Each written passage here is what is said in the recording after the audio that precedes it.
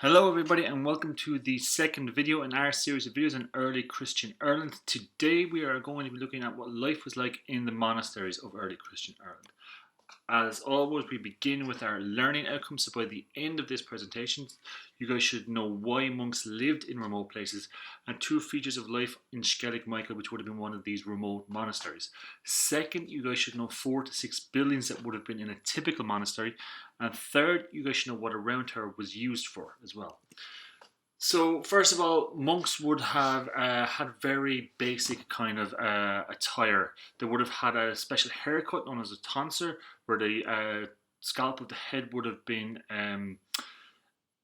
shaved and the hair would represent the crown of thorns that would have been placed on Jesus' head.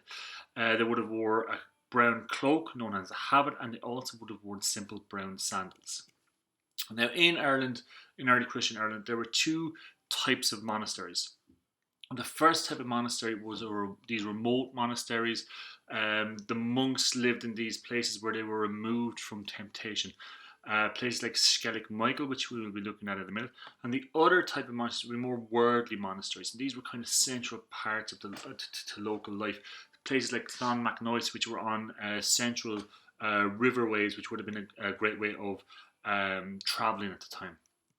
So as I said, Skellig Michael would have been one of these remote monasteries, and Skellig Michael is part of the Skellig Islands, and these are about 8 miles off the western coast of County Kerry.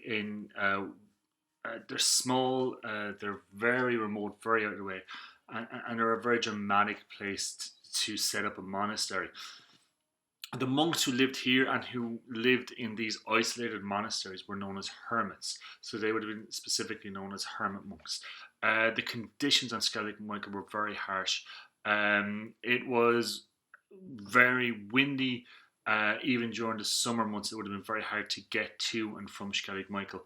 There was very little that could be grown on the island itself. No crops would have been grown or anything like that. The only way of surviving would have been through hunting for puffins who would have landed there, or fish that would have been around the island. The monks who lived there, they lived in these little beehive huts. These they didn't transport anything with them, so anything they had, they made from the materials that were on this island. So they would have got the stones and they would have layered them, fitted them on top of each other perfectly, and they would have been completely weatherproof. To this day, rain doesn't even get into them. Within there, they really would have only had a simple bed and hooks for their book satchels is another thing that they would have had. The lives of the monks on Skellig Michael would have been quite difficult. Remember, they moved here to leave behind temptation, the temptation of riches and power, and the world of violence. Late Celtic Ireland, early Christian Ireland would have been a very volatile and violent place, and they wanted to leave all that behind. They were devoted in their worship to God. That's what they wanted to focus on. They would have had one meal a day, and they would have had very stiff punishments for breaking their very strict rules, which would have been outlined from a book known as The Good Rule of Bangor, which was written by St. Columbus. So some of the punishments they might receive if they forgot to say Amen at the table after they received their meal, they would get 6 blows. If they didn't eat in silence, they would get 6 blows as well. So they had really stiff punishments for breaking these really strict rules. But these weren't the only types of monasteries within the country. There are also these more worldly monasteries, and what I mean by that was these monasteries were at the centre of communities of small little worlds around them. This was the closest Ireland came to towns at the time. There were no towns in the country. These monasteries, they could have a big population, they could have thriving markets in it, there was schools in it, and some of them even had prisons within them as well. A lot of these would have been funded by kings. They wanted to be patrons of these monasteries. They thought that these would be good ways of getting themselves into heaven by supporting these monasteries. So there was battles over that. There was even battles between monasteries. Clonmacnoise, which is a monastery we saw the last time, founded by St. Kieran, and a monastery in Birr actually had a battle against each other where over 200 people were killed. But within the monastery itself, there were some very important buildings.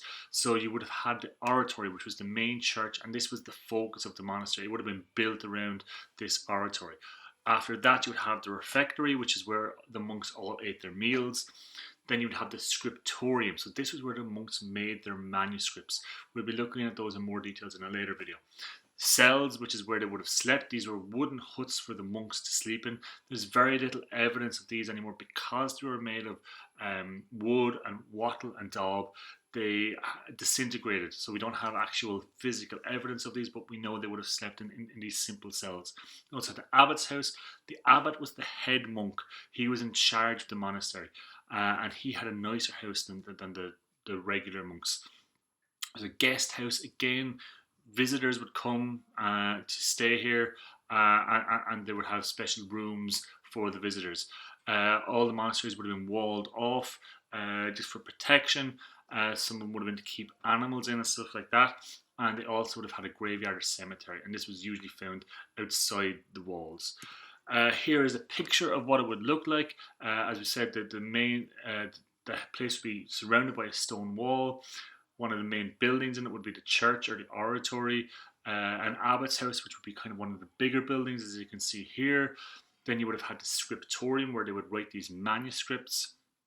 The refectory, where they would have eaten their food and food would have been prepared. You'd have a guest house, which would have been isolated away from the monks. You would have had the cells of the actual monks themselves. You had the round tower, which we will be discussing in a second, which is very important. And also you had a farm, which again is another thing we'll be looking at in a second.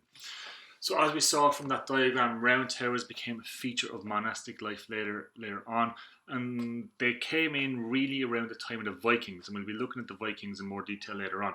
But the main purpose of the round towers was, the first thing, it was like a belfry, and that was to call the monks into prayer. A bell would be rang. The monks would know it was time to come in to pray. It was a place where valuables were stored. And we're going to be looking at some of the valuable artworks that were produced, and they would have been stored here. And it was also a place where they could have safety from future Viking attacks. So this is what a round tower might look like this. Here's the inside diagram of a round tower. The towers were about 25 to 40 feet. The door was about 10 feet up. The only way to get up there was from a ladder. When they were all up to safety within the round tower, they would pull the ladder up so no one could get up to the doors. If you ever go to Glendalough, there's a fantastic example of it there, and you can really see how high up that door is. They would traditionally be about 5 stories high. They would have a window on each side pointing north, east, south and west. And they would have wooden kind of ladders and stairs all the way up. What a typical day looked like then for these monks was that they would have prayed 6 times a day.